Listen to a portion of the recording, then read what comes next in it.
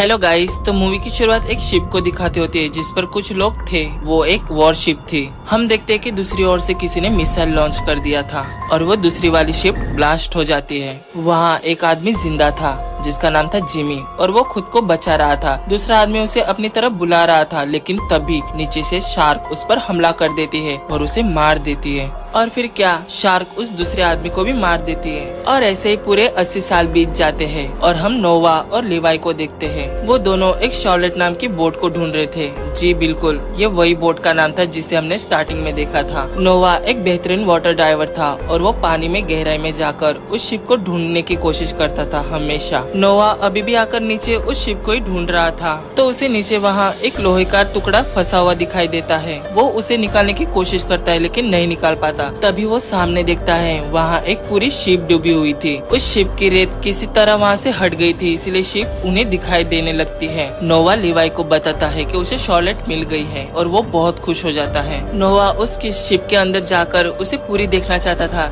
लेकिन कनेक्शन टूटने के कारण वो वापस रिटर्न चला जाता है। नोवा और लिवाई बहुत खुश हो जाते हैं क्योंकि उनके सालों की खोज पूरी हो चुकी थी। वो दोनों प्लान बनाते हैं कि शॉर्लेट के बारे में वो किसी से नहीं कहेंगे, बल्कि रिसर्चर को बुलाकर उन्हें दिखाएंगे और उन्हें बहुत सारा पैसा मिलेगा और उन्हीं पैसों से वो बहुत सारी चीजें खरीद सकते हैं। पर तब तक उन लोगों को शॉर्लेट के बारे में सीक्रेट ही रखना होगा। हम देखते हैं कि नोआ को उसके दोस्त ब्रैड का कॉल आ रहा था, लेकिन वो नहीं उठाता। दूसरी तरफ हम उसी के दोस्तों को देखते हैं जिनका नाम था ब्रैड, लोगन, रैली और सैम। वो लोग नोआ से ही मिलने आए हुए थे। तभी सैम के पास एक बच्ची आती है ब्रेसलेट सेल करने के लिए। वो देखते है कि उस बच्ची की उंगली में चोट लगी हुई थी। सैम डॉक्टर थी, इसलिए वो बच्ची से कहते है कि ये दवाई अपनी मॉम से कहकर मंगा लेना, जिससे तुम्हारी चोट ठीक हो जाएगी। और फिर इसके बाद वो लोग नोआ से मिलते हैं। वो लोग बहुत टाइम बाद एक दूसरे से मिल रहे थे, इसलिए वो लोग काफी खुश थे। हालांकि नोआ शॉर्लेट के बारे में किसी से नहीं कहना चाहता था, पर वो अपने दोस्तों से बोल देता है कि उन्हें सालों पहले डूबी हुई शिप मिल चुकी है। ये सुनकर ब्रैड उसे देखने की जिद करने लगता है, पर नोआ मना करता है। वो कहता है कि शिप जहाँ डूबी है वो सरकार का एरिया है और वो लोग हिस्ट्री पर रिसर्च करने वाले लोगों पर सौंप देंगे। ब्रैड कहता है कि तुम अभी किसी से कुछ मत कहो, हम वहाँ ड्राइव करने जाएंगे और जब हम वापस आ जाएंगे तब उन्हें बता देना।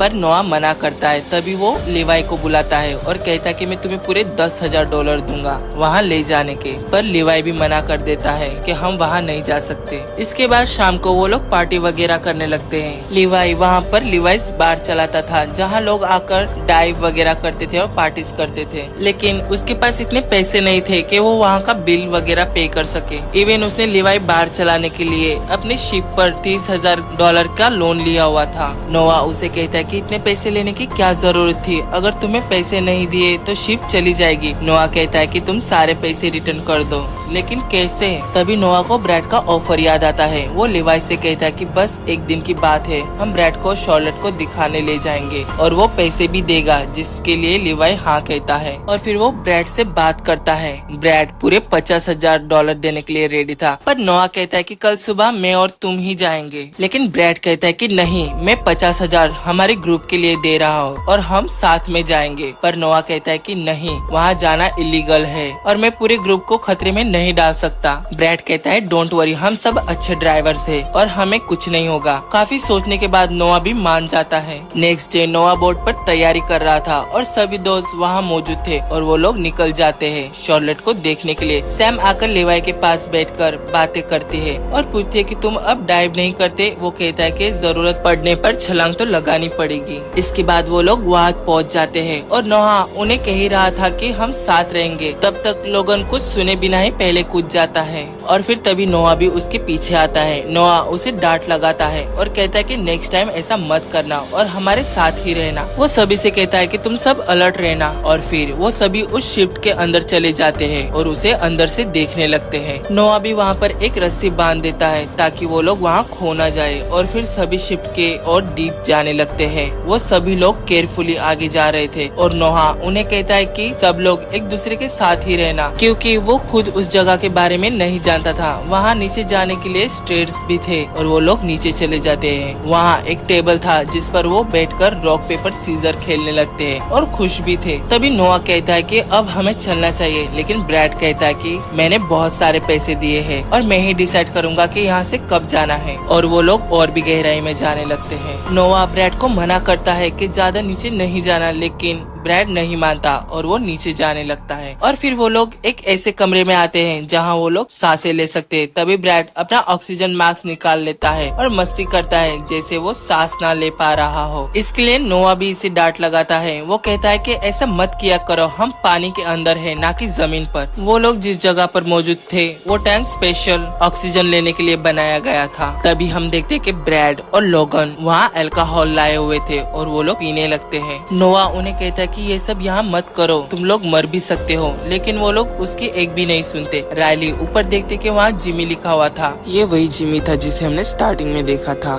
जिसे शार्क ने मार दिया था। तभी वहाँ उन्हें जोर से किसी चीज के टकराने की आवाज आती है। ब्रैड कहता है कि वहाँ उनके अलावा कोई और भी होगा, पर नोआ के अलावा तो वहाँ कोई नहीं आया था। तभी वो रस्सी नोआ ने जो छोड़ी थी वो अचानक से टाइट हो जाती है और वो सब डर जाते हैं। नोआ कहता है कि शायद कोई डॉल्फिन होगी जो यहाँ आ गई होगी, अब हमें यहाँ से वापस जाना चाहिए। लेकिन जो गाइडलाइन थी वो टूट चुकी थी, इसलिए उन्हें रास्ता पता नहीं चल पा रहा था। और तो उनका ऑक्सीजन लेवल भी कम होने लगता है। नोआ उन सभी से कहता है कि हमें शांत रहना होगा, हमें ऑक्सीजन वेस्ट नहीं करना है। रायली तो बहुत डर चुकी थी और फिर उसे रोशनी भी दिखाई देती है। वो सब उस जगह जाने लगते हैं, पर नोआ मना करता है कि हम लोग उस जगह से नहीं आए थे। पर वो नहीं सुनती और फिर सब उसी के पीछे जाने लगते हैं। हम देखते कि ऊपर जाली लगी हुई थी और फिर नोआ उसे शांत रहने के लिए कहता है। वो बहुत डर चुकी थी क्योंकि अब उसके पास ऑक्सीजन लेवल भी 15% बचा हुआ था। वो लोग दूसरी तरफ जाने लगते हैं और आगे बढ़ते हुए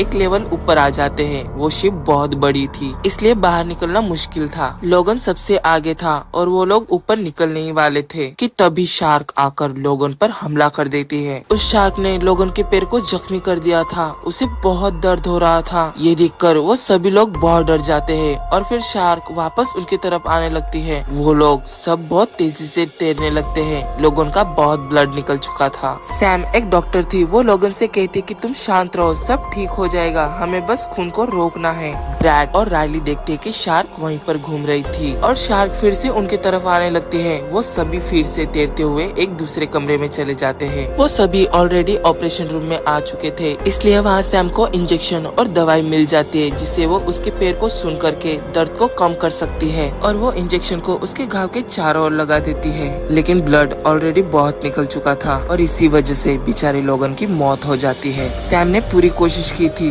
उसे बचाने की, लेकिन वो नहीं बच पाता। ब्रैड कहता है कि अब उसे खून चाहिए। इसका मतलब शार्क से बचने के लिए वो लोग लोगन की बॉडी को उसकी तरफ ढकेल देते हैं ताकि उन्हें वहाँ से भागने का मौका मिल जाए। और फिर तभी शार्क आकर लोगन की बॉडी को वहाँ से ले जाती है और वो लोग वहाँ से भागने लगते हैं। लेकिन इसी चक्कर में रायली के थाई में कट लग जाता है और तो उसे भी बहुत दर्द हो रहा था। वो शार्क उनके हर रास्ते में थी, इसलिए वो लोग फिर से उसी जगह आ जाते हैं जहाँ उन्हें ऑक्सीजन मिल रहा था। सैम यहाँ भी रायली की मदद करती है और उसके पूरे पैर को पट्टियों से कवर कर देती है। ब्रैड नोआ से बहुत नाराज था। वो कहता है कि तुम्हें बताना चाहिए कि यहाँ पर शार्क है और वो नोआ को बहुत भला बुरा बोलने लगता है। दोनों को लड़ता हुआ देख सैम दोनों को शांत करती है और कहती है कि हमें यहाँ से निकलने के लिए साथ में मिलकर काम करना होगा। रायली के पास अब सिर्फ 6% ऑक्सीजन बचा हुआ था, इसलिए नोआ कहता है कि हम तीनों ऊपर जाएंगे और अगर किस्मत अच्छी रही तो मैं नया ऑक्सीजन टैंक लाकर तुम्हें यहाँ से ले जाऊंगा। पर वो अकेले नहीं रुक सकती थी,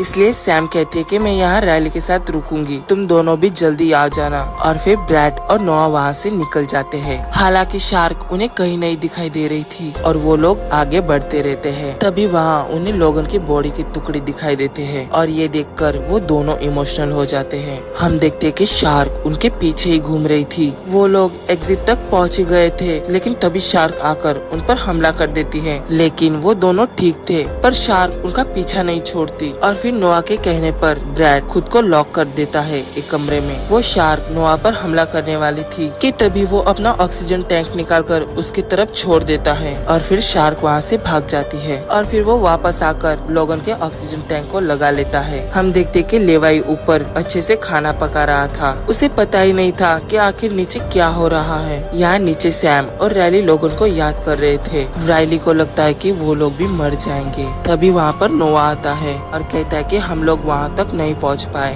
ब्रैड अभी भी वहीं पर था। नोवा उनसे कहता है कि ब्रैड वहाँ से निकल सकता है और हमें उसके आने तक वेट करना होगा, लेकिन वो लोग उसका इंतजार नहीं कर सकते। इसलिए वो लोग राइली को वहीं पर बिठाकर रास्ता ढूंढने निकल जाते हैं। और फिर वो लोग एक ऐसी जगह आ जाते हैं जहाँ पर बॉम्ब और मिसाइल रखे हुए थे। और फिर नोवा वापस जाता है राइली को लेने के लिए। यहाँ हम देखते हैं कि ब्रैड को रास्ता मिल गया था बाहर आने का और वो वहाँ से दूसरी तरफ चला जाता है। वो बाहर निकल गया था और वो लिवाई से कहता है कि नीचे शार्क है। बेचारा ब्रैड बोट की ओर जा ही रहा था कि तभी शार्क उसके एक पैर को खा लेती है, लेकिन फिर भी वो तैरना नहीं छोड़ता और बोट की ओर जाने लगता है। और फिर लिवाई उसे ऊपर खींचे तभी दूसरी शार्क आकर उसे भी मार देती है। लिवाई उसके लिए कुछ नहीं कर पाता और बस देखते ही रह जाता है। यहाँ नोवा भी रेली को अपने साथ ले आता है और उसे कहता है कि हम बस एक लेवल नीचे है, मैं और सैम ऊपर जाएंगे और फिर मैं तुम्हें लेने आ जाऊंगा। और वो दोनों जाने लगते हैं और फिर उन्हें वहाँ एक डोर दिखाई देता है जिसे वो खोलते हैं। वहाँ पर बहुत सारी हड्डियाँ थी,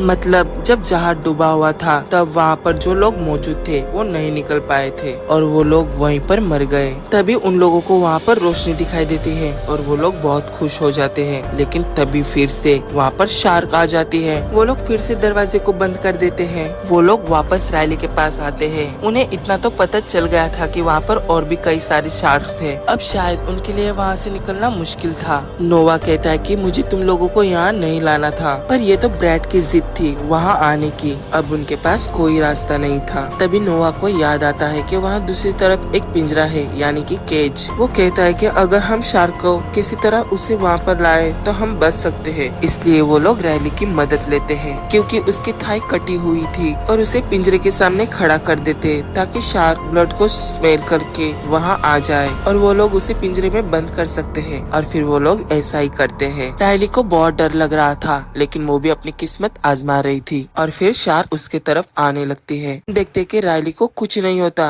लेकिन नोवा के हाथ में चोट लग जाती है और वो तीनों किसी तरह वहाँ से बाहर आ जाते हैं। राइली उन दोनों से आगे थी, इसीलिए वो किसी तरह बाहर निकलना चाहती थी। और फिर तभी शार्क आकर उसे मुंह में दबोच लेती है और वो बेचारी भी मारी जाती है। नोवा जख्मी था, इसीलिए सैम शार्क का ध्यान अपने तरफ खींचने के लिए नोवा को सरफे की तरफ धक्का दे देती है और वो खुद वापस शिप के अंदर चली जाती है। लेवाई भी डाइव सूट पहनकर आता है और नोवा को ऊपर ले जाता है। हम देखते कि सैम का भी ऑक्सीजन खत्म हो चुका था, इसलिए वो मास्क लगा लेती है और निकल जाती है दूसरी तरफ। नोवा जख्मी हालत में भी लिवाई से कहता है कि तुम जाकर सैम की मदद करो, वो अभी भी जिंदा है। नीचे सैम दूसरी ओर रास्ता ढूंढ रही थी और पिंजरे में बंद शार्क उसे देखकर झटपटा रही थी। वो फिर से ऑक्सीजन वाले टैंक के पास आकर सांसें लेने लगती है और वापस जाने लगती है, लेकिन उसे एक और शार्क दिखाई देती है, पर वो यहाँ भी किसी तरह खुद को छुपा लेती है और शार्क उसे कुछ नहीं कर पाती। सैम को अब लग रहा था कि वो वहाँ से निकल जाएगी, लेकिन तभी शार्क पीछे से उसकी ओर आने लगती है और सैम बहुत घबरा गई थी। उसे लगता है कि अब वो भी मर जाएगी, लेकिन शार्क उसे खाए इससे पहले वो लोहे की रोड को उसके मुंह में घुसा देती है, जिससे कि शार्क वहीं पर मर जाती है। वो भी किसी तरह बाहर निकल चुकी थी और फिर दूसरी शार्क उसे खाने ही वाली थी, लेकिन तभी हम देखते हैं कि लिवाई सैम के लिए खुद को सैक्रिफाइस कर देता है और लिवाई शार्क के सामने आ जाता है, जिससे कि शार्क उसे ले जाती है और सैम की जान बच जाती है। आखिरकार सैम भी बच चुकी थी और वो ऊपर आ जाती है। इस पूरी मूवी में सिर्फ सैम और नोवा ही बच पाए थे और सब मारे गए थे। मूवी के आखिरी सीन में हम देखते हैं कि सैम और नोवा की शादी हो चुकी थी और उनका एक बेबी भी था, जिसका नाम उन्होंने रखा था Levi. Thank you guys for watching.